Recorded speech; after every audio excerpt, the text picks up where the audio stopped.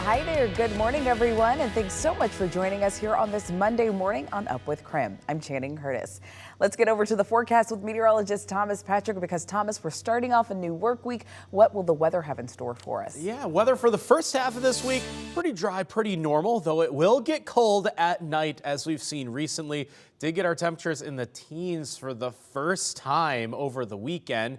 And that's kind of where we find ourselves, at least in a couple spots for the inland Northwest. 17 in Deer Park, 24 in Spokane, a little bit better on the Palouse where it's 28 in Pullman and 31 in Moscow. This, of course, under clear skies. And when it's clear at night, it is cold at night. So that's why we see those temperatures free fall pretty quickly. But the sunshine in the day is going to warm us up yet again. Should be pretty average temperature wise for a couple days. We'll show you how the rain affects our temperatures during the second half of this week. And we'll have those details coming up.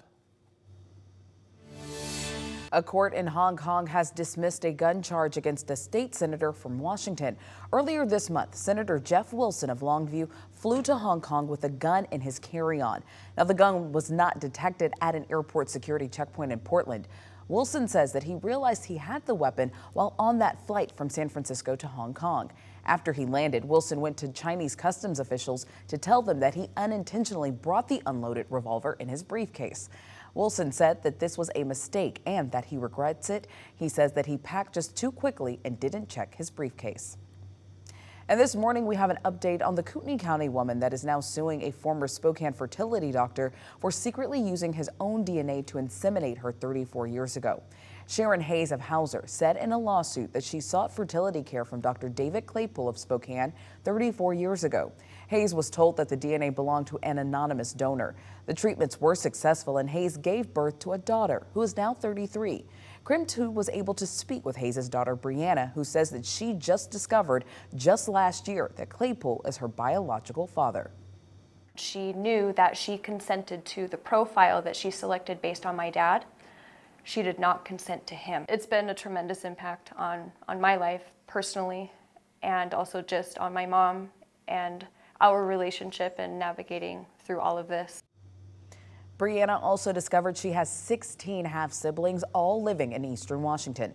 There are no laws in the state that ban doctors from secretly using their own DNA during the insemination procedures, but the lawsuit claims Dr. Claypool violated the state's medical malpractice statute, which requires doctors to get informed consent from patients for a treatment. A court hearing is already scheduled for next February. This morning, Israel says it is entering a new phase in its war against Hamas. Over the weekend, Israel expanded ground operations in Gaza and launched hundreds of airstrikes against Hamas targets. Hamas officials say the death toll in Gaza has now reached 8,000 people. Israel has also launched retaliatory strikes against militant group Hezbollah in Lebanon and military assets in Syria. This comes as international calls for a ceasefire are growing. White House officials have warned that a ceasefire would benefit Hamas, but the administration is now pushing Israel to balance its fight against Hamas with the safety of its civilians. We press them to make sure to distinguish between Hamas and the Palestinian people, who Hamas does not represent, and the Palestinian people deserve to live lives of safety. 2 U.S. Navy ships carrying a Marine task force are expected to arrive in the eastern Mediterranean today. The White House says that they have no intention of deploying combat troops in Israel or in Gaza. Well, the gunman behind 2 mass shootings in Maine was found dead following a 2-day manhunt. 18 people were killed and 13 others injured last Wednesday in Lewiston, Maine. But over the weekend, the small community remembered and mourned all of those who were killed. Break my heart. If you could say one last thing to your uncle, what would you say to him? I just want to say I miss him. Like, I miss you. I love you. I don't think it'll ever heal.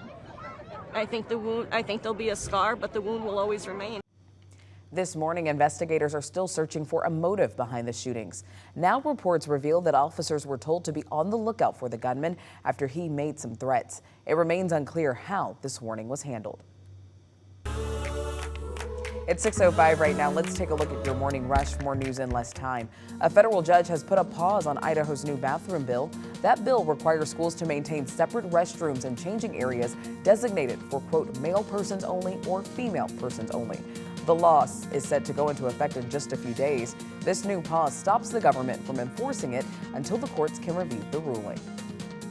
And teachers with Portland Public Schools are expected to go on strike this week. Over the weekend, teachers staged a march hoping to push negotiations forward with the school district. Teachers say they want more planning time in smaller classrooms. They also want higher salaries. Bargaining has gone on for almost a year now, and the strike is expected to begin Wednesday if a deal is not reached. The University of Idaho Vandals got a huge win over Montana State on Saturday, and this morning, Idaho Governor Brad Little is reaping the rewards.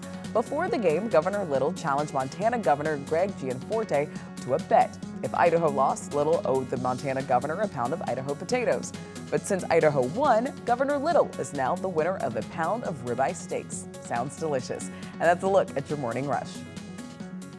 Weather conditions today are going to be plenty sunny once we get to sunrise, which is just about 7:30 a.m., so still an hour and a half of nighttime here, which means our temperatures probably dip a little bit more this morning, and then we'll get up into the mid to upper 40s. That is average for the end of October. 49 is the average high for Halloween specifically, but we just have a very calm and clear pattern over the Pacific Northwest. So clear skies at night make it cold in the morning. The sunshine helps to offset that during the day. Looking ahead towards tomorrow, of course, Halloween, your trick-or-treat forecast, it will be right at that average, 49 for the high temperature during the day, but it does slip back into the 30s at night.